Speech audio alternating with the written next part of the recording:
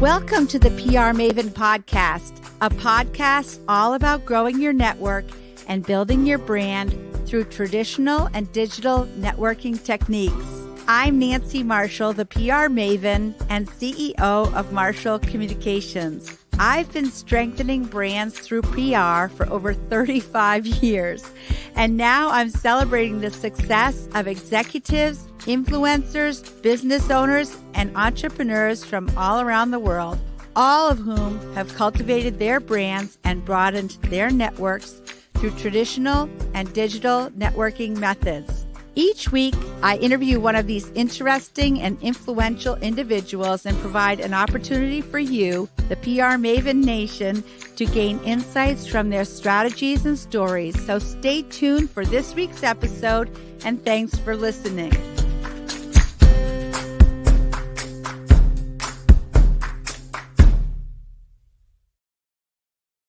Hello, PR Maven Nation. Welcome to today's episode. I'm Nancy Marshall, the PR Maven, and I've been working in public relations for many decades now, and I have a special interest in personal branding, which is what makes you stand out from everyone else who does the same thing that you do.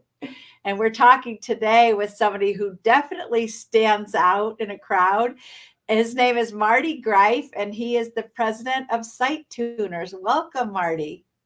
Well, thank you, Nancy. Thank you for having me. Well, Marty, I have to give a shout out to Heroic Public Speaking, which is where the two of us actually met last year. And Heroic Public Speaking is this amazing school, I guess you'd call it, or professional development center in Lambertville, New Jersey, where speakers go to fine-tune their craft and to develop keynote speeches or TED Talks or workshops. And both you and I did that, Marty. Yep. And now we're presenting our workshops and keynote speeches around the world. Yep, just got back from Romania. So that was an interesting experience. I know. I'm so impressed with how you've been going international. That's great. So Marty, tell us, well, actually, I'm going to tell our listeners a little bit about your impressive background. Marty Greif is a digital marketing expert, author, and renowned international speaker who has captivated audiences worldwide with his transformative strategies. With over 25 years of experience in sales and marketing, he brings an unrivaled level of expertise and a passion for driving revenue growth. Currently serving as president of Site Tuners, Marty is responsible for nurturing partner relationships, creating value for the customer base, and overseeing day-to-day operations for his award-winning digital marketing agency. But his impact extends far beyond his professional achievements. He is a man of compassion and social responsibility, and I have witnessed that myself since meeting him a year ago. He serves as a board member for Vincent House, which is a respected charitable organization dedicated to supporting individuals with mental health challenges. This philanthropic involvement showcases Martin's commitment to making a positive impact on society and creating a better world. So, Marty, tell us about your career and how you got into it in the first place. Okay. Well, I started out as a developer. I used to do real work, and now I talk to people. And one night, I remember going to a trade show for a trade fair for, looking for employees. And I was a technical person, and these people looked at me and they said, "Oh my God, you know our software, and you can speak to people without drooling on yourself. You should be in marketing." And you're laughing, but I'm dead serious. That was the conversation we had. And the next thing I know, I joined a publicly traded software company. And within a couple of years, I was director of product marketing, running a $120 million piece of their business. And it just exploded from there. So, and it's always been with marketing about the visitor. And that's how it all started. It's looking at what other people need. So that's right. When you say the visitor, do you mean the visitor to a website? Well, it's to visit to a website, but in the old days, it would have been, the person that comes to an in-person seminar, thinking about what they need, or it would have been the people that receive a direct mail piece, or whatever the marketing thing is. Today, though, it's all online, so it's all about your visitors. That's right. Well, I do think that sometimes with technology, we forget that we're dealing with humans. And, it's all about how you make people feel ultimately. You want to make people feel good and valued and respected. Mhm. And a website needs to do that also, respect individuals. Oh, absolutely. What we say, and we joke around about this, but however you treat people in person, which hopefully is in a good way, but however you treat people in person is how you should treat them on the website. People buy from people they know, like, and trust. And if you are not focusing on the visitor, guess what? You're not going to achieve success online. That's right. And people want to be recognized as individuals also. And people are different. So the more you can get to know them, the more they're likely to like and trust you. Oh, absolutely. And some of us, like me, are more different than other people, but it's okay. I'm kind of different too, Marty. That might be why we like each other. Could be. So conversion rate optimization. How did you get involved with it, and what is it exactly? So conversion rate optimization is basically making sure that all of your touch points that you have with your potential clients and or website visitors are persuasive. And there's a number of ways to do that. But think of us, generally as the online persuasion people. We get people to take more. They buy more, they subscribe to things, they become leads, whatever it is the website wants people to do, we make that more persuasive.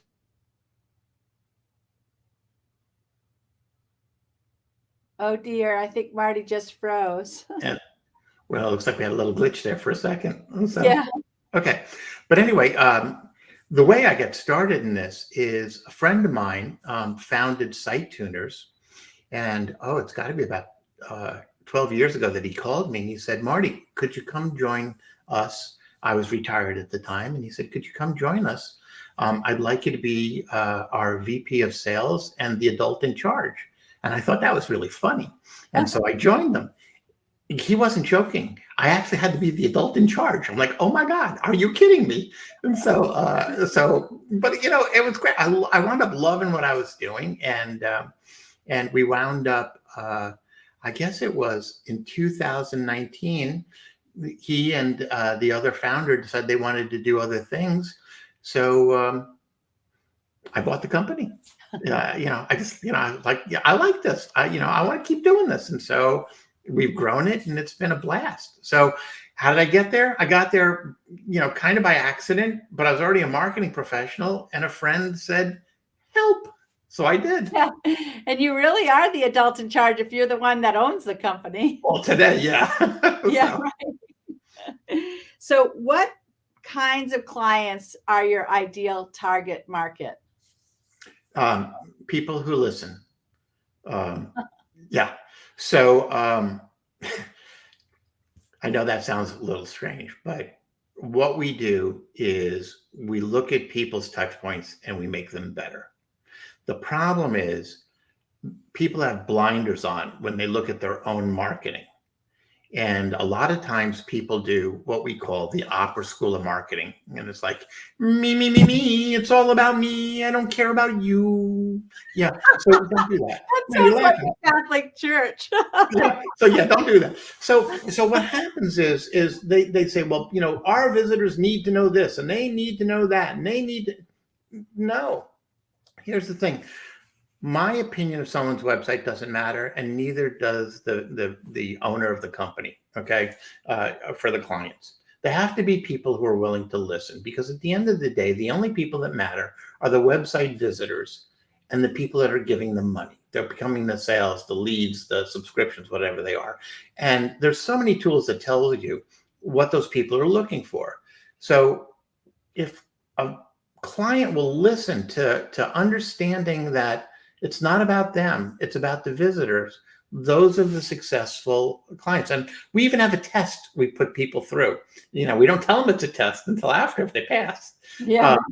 So when we first talk to somebody, and Nancy, you've seen me do this, where we look at a website together and I point out all the things that are wrong from a best practices point of view.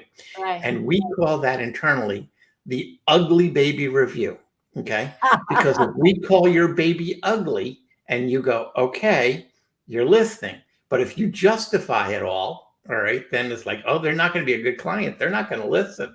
So, we jokingly call it the ugly baby review, but here's the thing. We all know there's ugly babies out there, right?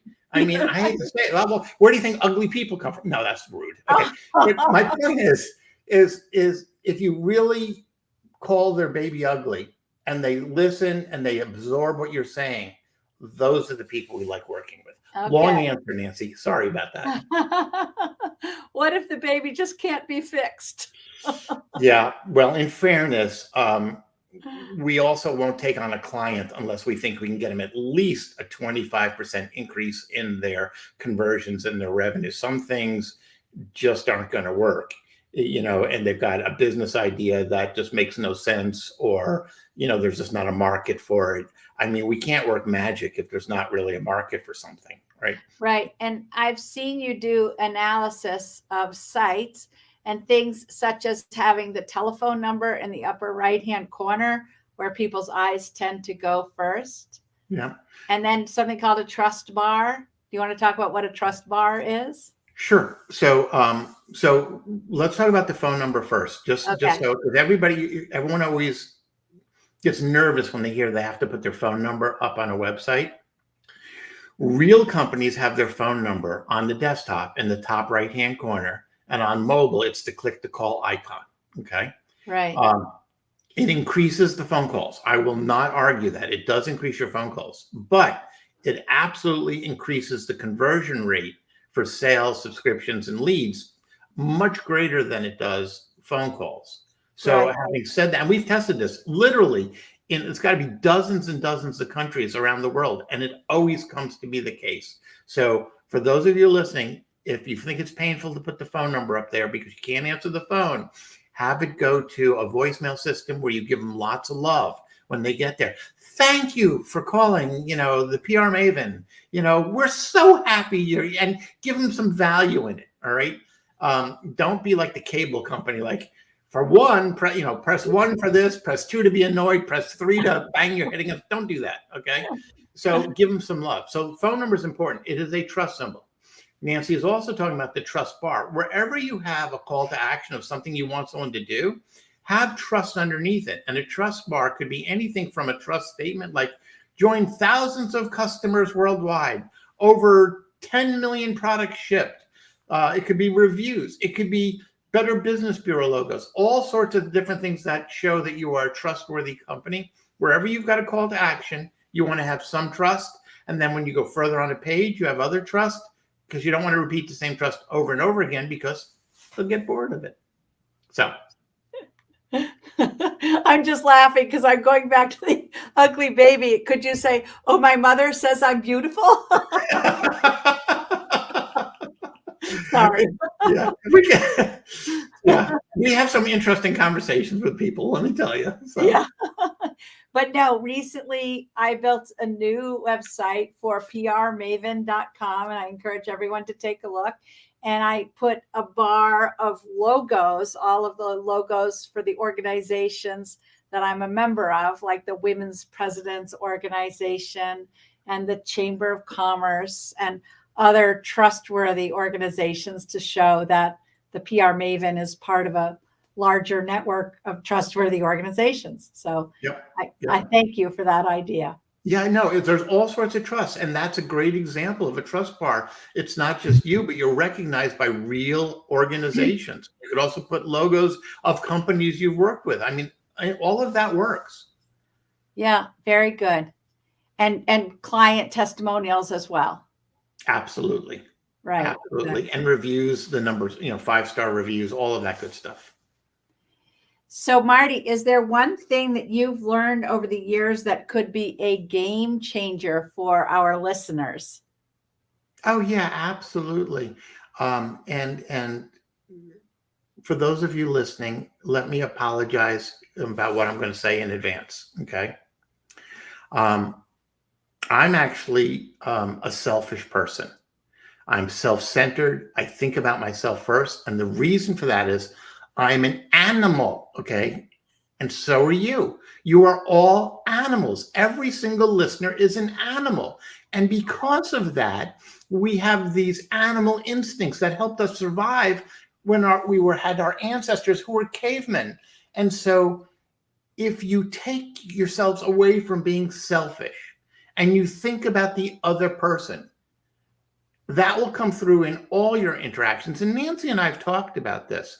So very simple way to solve this. I'll give you two things you can do right away that have almost nothing to do with your website and have everything to do with your website. The first thing is go read Dale Carnegie's How to Win Friends and Influence People and read it twice a year and practice what's in it. All right, that's the easy thing to do. And yet for some people, it's hard. The other thing that's really hard to do, but will make a difference in your life is talk to strangers, which Nancy is really good at. All right. Talk to strangers, learn about them. And here's the hard part. Don't use the word I. Because if you don't use the word I, what happens is you have to think about them. So instead, well, I have experience doing that. Instead, I have experience doing that. You would say something like, that's interesting. That's an interesting experience. Tell me more about your experience doing that. I can relate it to mine a little bit, but tell me about yours. Oh my God, now we're talking about the other person. I will tell you that if you do this, this will make you, heck, it'll make you a better person. It'll make you more interesting. It'll make you the person that people want to talk to, and it'll make you more successful in business. It'll make you better with your employees, with your boss, whoever you're working with. And when it becomes a habit, you'll start to do that on your website. And when you do those things on your website, people will give you money. Yes, because they need to know, like, and trust you to do business with you. Absolutely. Well, that's very good advice, Marty. I'm glad you shared that. Because people will actually like you more if you listen to them talk about themselves. Yeah, it's in Dale Carnegie's book. Yeah, It's just, I know it's an old book, but people haven't changed. We haven't changed from 50,000 years ago. His book's 100 years old. We haven't changed. Read the book. Well, Dale Carnegie didn't have email or texting or all the methods that we now use to connect. But he knew how to connect with people face to face, right? Yeah. But what's interesting is emails and your website and texting, we've gotten lazy. And so all of our bad animal traits come through in email and text and so on. And it's just awful. It's just awful. And so bad behavior in person is harder to have than bad behavior online. It's easy to have bad. Look at, X or Twitter, and there's plenty of bad behavior out there. Okay. I'm telling you, use the book. It will make a difference in your life and in your success. Yes. Good recommendation. Actually, later in the show, I'm going to ask you for a book recommendation, but you can either repeat that one or give us another one. Oh, I've got a couple that have changed my life. So. Oh, good. Well, we're going to hear more about Marty's book recommendations and more about his career. But first, I want to remind our listeners that you can get the first chapter of my book, Grow Your Audience, Grow Your Brand, by going to prmaven.com/giveaway and sign up, and we'll send you the first chapter. And now we're going to hear from our friends at Sprague and Curtis Real Estate, and then we'll be back with more from Marty Greif. Sprague & Curtis is a locally owned real estate company. We're primarily focused in central Maine. I got excited about Nancy's book because she's so well known in the area for her marketing and branding techniques, and we're always looking to expand and learn and grow. And so a lot of us here at the office decided that we wanted to read her book and learn some new techniques. It benefits Sprague & Curtis to have a large brand and audience because there can often be multiple years between transactions with clients. So it's important to network with them and stay in touch with them in those in-between periods. And this book really helped us learn some techniques and methods to continue to do that.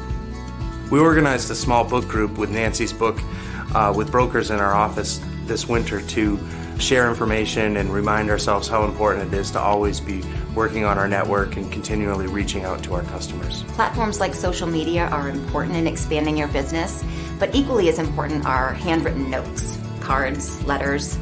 She inspired me to send her a note of appreciation, just thanking her for the book and her insight.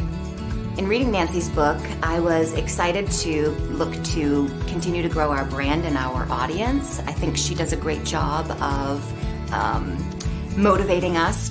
Nancy's book really helped me learn a few things in marketing and branding and how important it is to stay on top of reaching out to clients periodically, staying top of mind, providing useful information, and really telling our story as a company.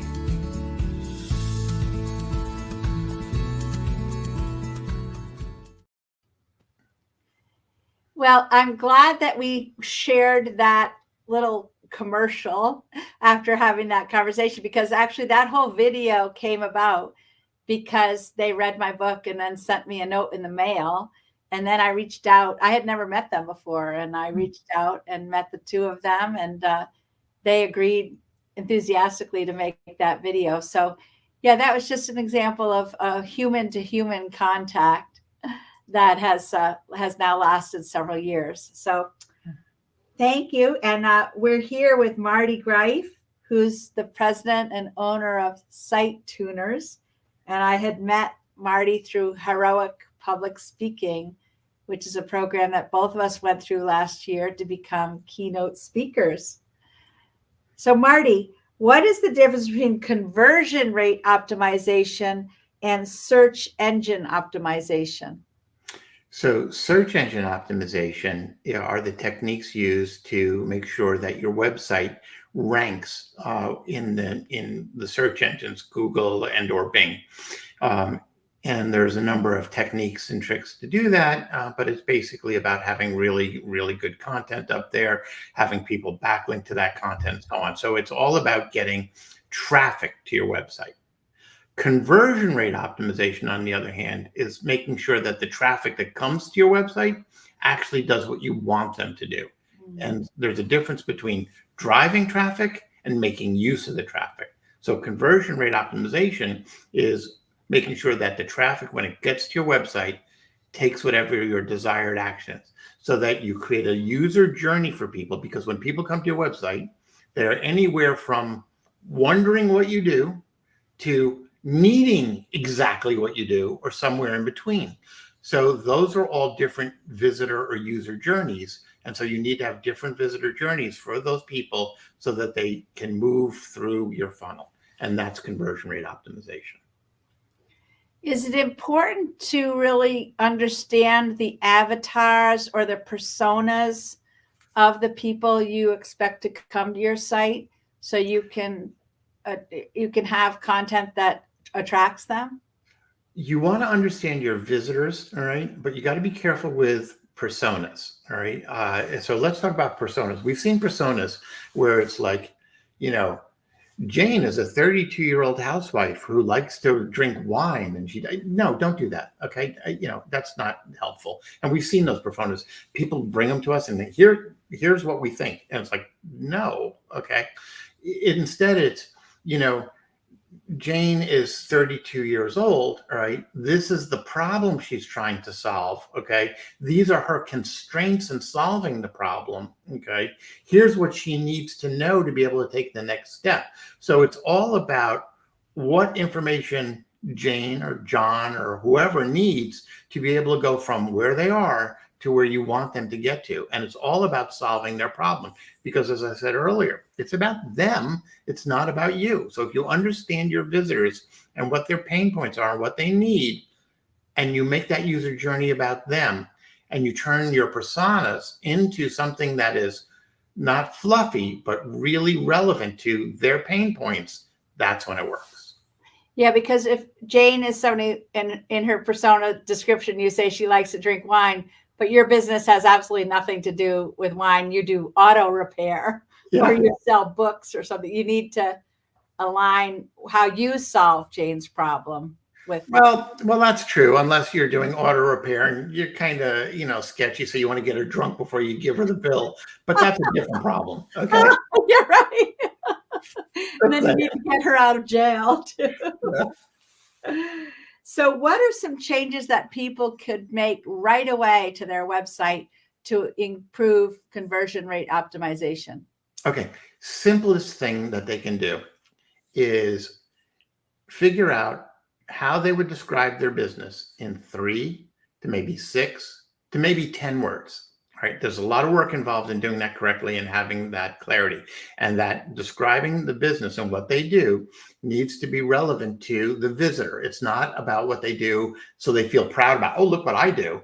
It's about the visitor, and they see whatever that messaging is and they go, that makes sense. Now, what do you do with that? So there's a little bit of work there, but once you do that, that messaging goes on underneath either your logo up in the top of your website, or right next to your logo, or it's a bar right under your logo. And the reason you do that is because you have no control over what page somebody lands on from an SEO or an organic perspective. They may land on your About Us page, a blog page, a product page, a service page. You have no idea where they're going to wind up. It's not like paid ads where you direct them somewhere. So from an SEO perspective, if you have that in the top, it will be on every single page. So no matter what page they land on, they will know what it is your company does in a way that relates to what their need is. And right. Solves a whole host of problems. Right. Yeah.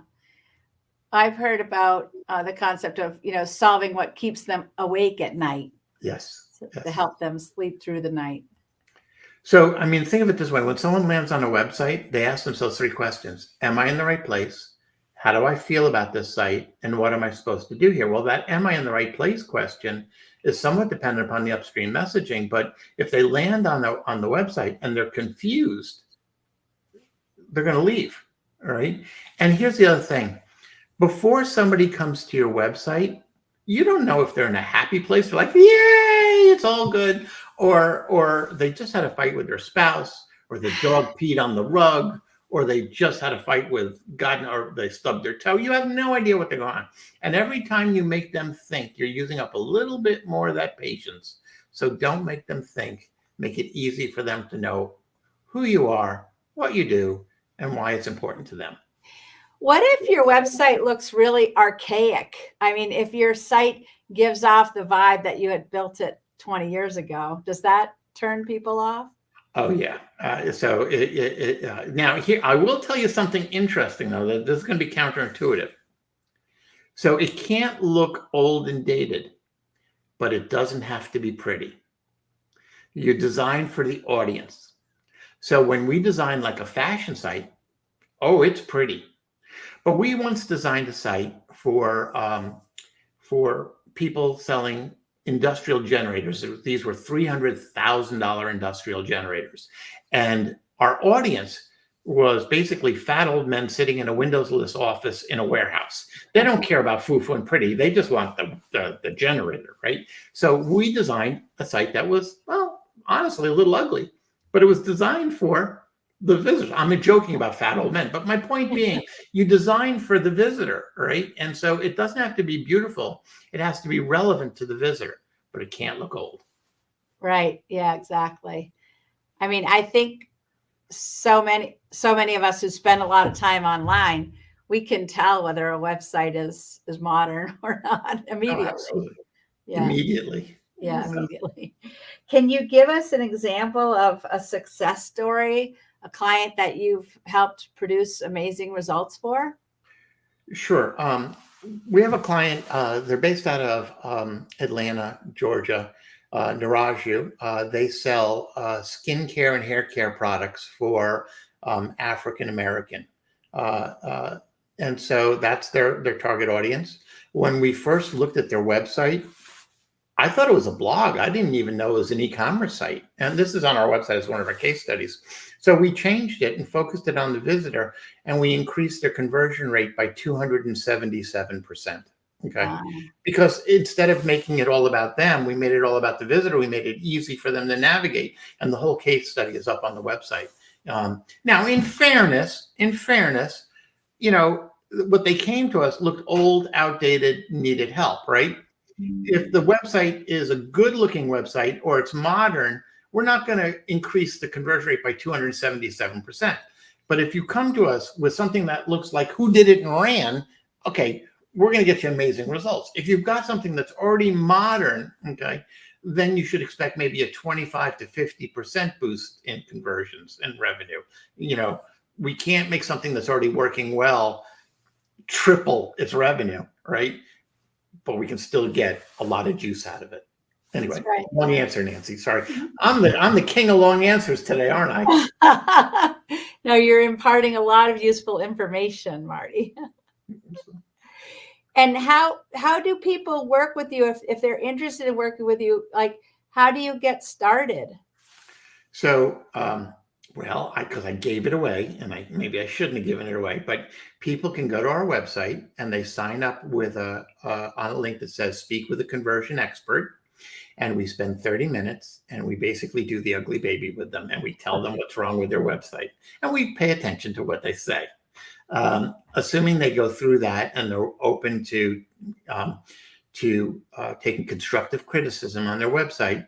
Most of our clients are on retainer with us, and we work with them on an ongoing basis to continually improve the website, because conversion rate optimization is similar to playing whack-a-mole. Nancy, did you ever play whack-a-mole in the fairs, right? Yes. Yeah. So you whack the mole and another one pops up, and you whack that and another one pops up. And so what happens with conversion rate optimization is you fix the homepage so they get to the product page or the service page or the category page, and then you fix that page and they get to the add to cart or the subscribe button or that, and then you fix that, and all along the steps, because as you get more and more people going through your funnel and you get, oh my God, this is what's happening on that page, oh, we got to fix that, oh, this is what's happening on that page, we got to fix that.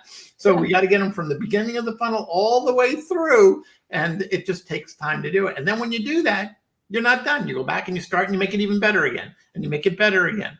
Now, there is a point of diminishing returns at some point. We'll part friends, but it's a process to get to the end result. And we found, as crazy as this sounds, just by fixing people's homepage as a starting point, it immediately increases their conversion rate and revenue. And then we work on the interior pages. Yeah. Well, I do think that those of us who started our careers in the day and age of print, where you created a brochure and you printed it, and there, good, got our brochure. It's hard to then update your mentality to the fact that a website gives you feedback every single day. You can see how people are engaging with your site, whether they're moving from one page to another, or whether they're coming to the homepage and immediately leaving. So I think you need to look at a website as if it's like a focus group that you're having every day, and pay attention to how people are engaging with your site. Absolutely. I'm gonna go back to something that reminds me of, this was years and years ago, pre-internet. We were doing an in-person seminar series, and our products were called like the Architect and things like that. And we sent out a direct mail piece in a tube. It was a blueprint, and in the blueprint was a big corner office, and it said, "Your future office when you use our products." Okay.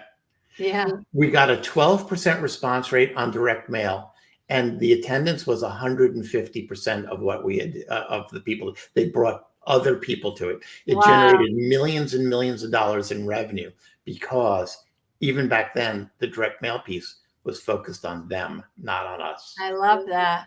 Yeah. Yeah. And sometimes there is a place and a time for direct mail, even in this day and age, right? Absolutely. Yeah. Yeah. So, Marty, is there a book, an app, or a podcast that you have found helpful in your career and life, and why?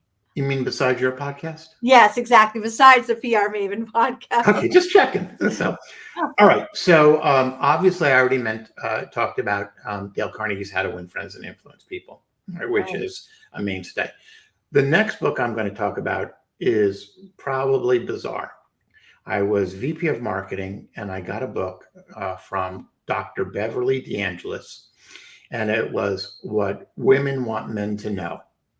And it's thick. It's a big book. And I think I read through the first 70 pages of the book, and I went, oh my God, women cannot possibly be this dysfunctional. So I asked the women in the office, do you do this? And I went, oh yeah, that's exactly how we think. And I read further and I went, oh my God, men are really this dysfunctional. So here's the thing. We're all dysfunctional. We just are, okay? And by reading that book and understanding how men and women think, this is almost like men are from Mars, women are from Venus on steroids. But it really made me stop and think about communication skills. And it's a spectrum. Not all men think one way or all women think another way. It's a spectrum. There's, some women think more like men think more like women. It's okay. And there's no judgment in that. But when you start to understand how people process information, and that's what I used out of this book, it absolutely changed all of the marketing I did. And it made me not only a better marketeer, it made me a better employee, a better boss. It made me a better spouse. It made me a better father. I mean, it is amazing how it was life-changing. Okay? Wow, I'm going to have to read that book. So yeah, it's a little bizarre. It's a little dated now, but it was really bizarre. And of course, I'll also plug my book, True Connections, Relationship Marketing in the Digital World. Okay, it's up on Amazon. That's right. Yeah, and that book that's designed for basically executives, business owners, not necessarily marketing practitioners. Although I've had a lot of marketing practitioners tell me, you know what? You're right. I really need to focus on the visitor, but it's designed for the business owner and the executive to be able to really get their marketing under control. That's great. Thank you for those recommendations. So, yeah, and I know that first one was bizarre. I know the Dr. Beverly, but I'm telling you, it's a good book. Yeah, I know. I believe you. So, Marty, how can people get in touch with you? The easiest way is to go to our website and book a meeting with one of our experts, or they can email me directly if they like. And my email address is marty@sitetuners.com. I do get a little overwhelmed with emails, so I will get back to you. It just may take a little while. My apologies, but I do answer all my emails. So. I know you're very responsive. You always respond to me promptly. I appreciate it. Well, yeah, but that's because it's you, Nancy. Who wouldn't respond to you immediately? Come on. Thank you. So thank you, Marty. This has been a lot of fun. I'm so glad we were able to connect again. I look forward to meeting again soon, hopefully. And I know that our listeners in PR Maven Nation enjoyed our conversation as well. So if anyone in PR Maven Nation has other questions or topics that they'd like to hear about, you can feel free to email me at nancy@prmaven.com. And please check out our newly updated website with the recommendations that Marty gave me at prmaven.com. And I hope you all have a great day, PR Maven Nation. Thanks for listening to this episode of the PR Maven Podcast. I invite you to share a review of the podcast on iTunes or your favorite podcast player. Be sure to subscribe to our podcast so you never miss an episode. You can also join the PR Maven Nation on Facebook. It's free to join, and it's a great community of like-minded individuals who are all looking to learn and grow from one another. If you use an Alexa device, use your Alexa app to search the Skills and Games section to find and enable the PR Maven Podcast Flash Briefing. This will give you access to exclusive content and more PR and marketing advice. Thanks again for listening and have a great rest of your week, PR Maven Nation.